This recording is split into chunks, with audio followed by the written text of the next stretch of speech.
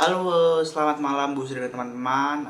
Kenalkan, nama saya Peter Jonathan, saya dari kelas 11 IPA 3, nomor absen 20.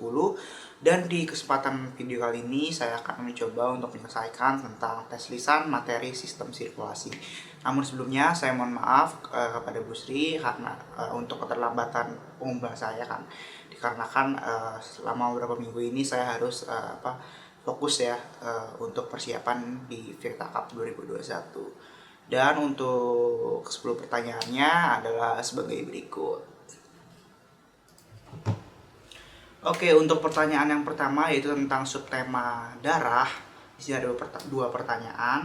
Yang pertama yaitu apakah yang dimaksud dengan sistem peredaran darah tertutup dan juga peredaran darah ganda? Yang dimaksudkan dengan peredaran darah tertutup yaitu suatu sistem peredaran darah yang terjadi di dalam pembuluh darah, dalam arteri dan juga vena.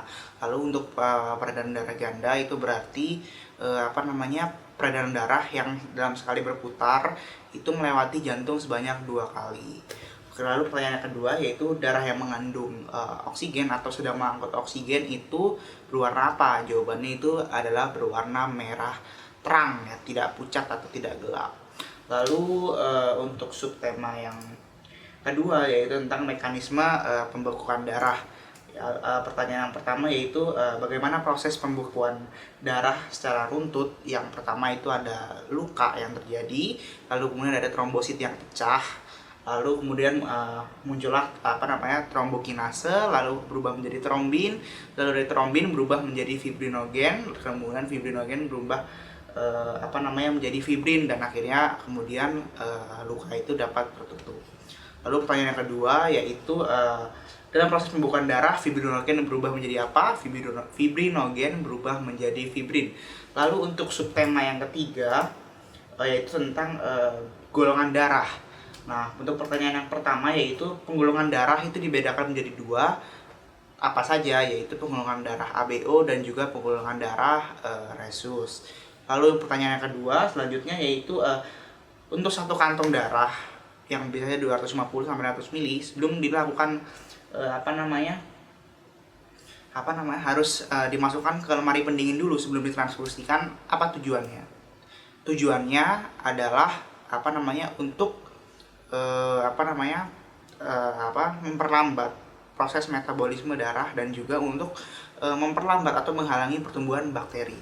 Lalu untuk subtema selanjutnya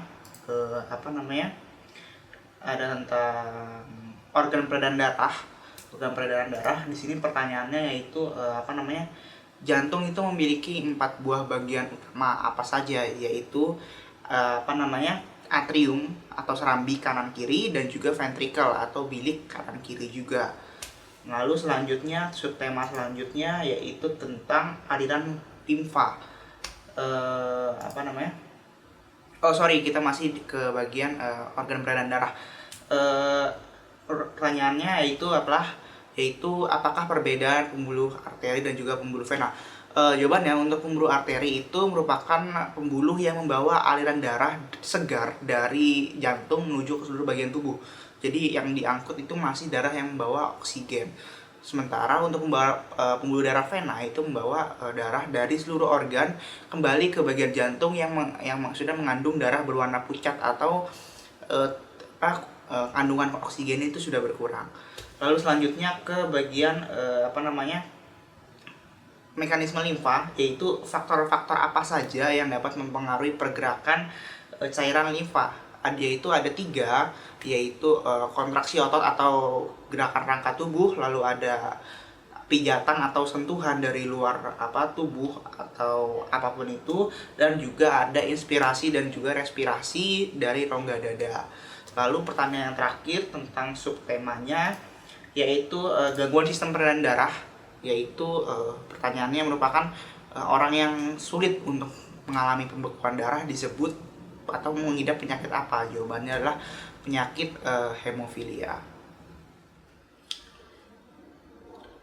Oke, sekian praktik lisan saya atau ujian lisan saya. Saya mohon maaf kalau ada kata-kata yang kurang berkenan atau kurang enak didengar atau mungkin salah-salah kata. Saya mohon maaf. Sekali lagi, terima kasih.